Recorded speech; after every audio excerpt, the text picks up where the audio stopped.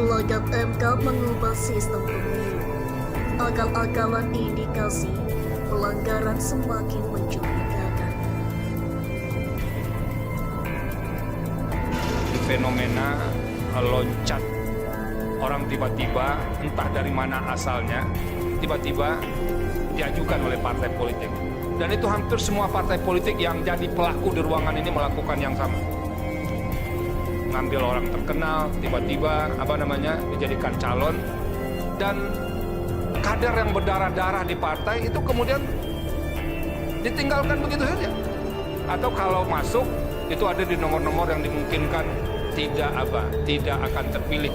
Ada beberapa pihak yang menyampaikan seolah-olah Mahkamah Konstitusi sangat lambat untuk memutuskan perkara ini, apalagi proses pendaftaran sudah dimulai dan sudah berakhir. Dan saya dengar di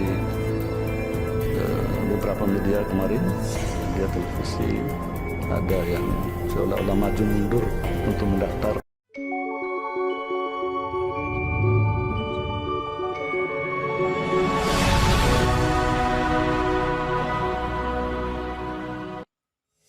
Gelagat MK mengubah sistem pemilu semakin menguat. Dilansir Metro TV News. Hingga lebih dari 6 bulan, Mahkamah Konstitusi belum juga memutuskan sistem pemilu, apakah menggunakan model terbuka atau tertutup. Namun jika dilihat dari gelagat Hakim Konstitusi, aroma MK akan mengubah sistem pemilu dari terbuka menjadi tertutup semakin tercium.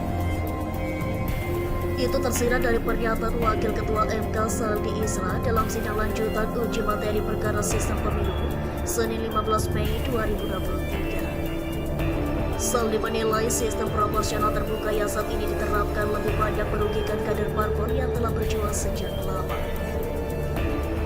Ngambil orang terkenal tiba-tiba dijadikan calon, dan kader yang berdarah-darah di partai itu kemudian ditinggalkan begitu saja.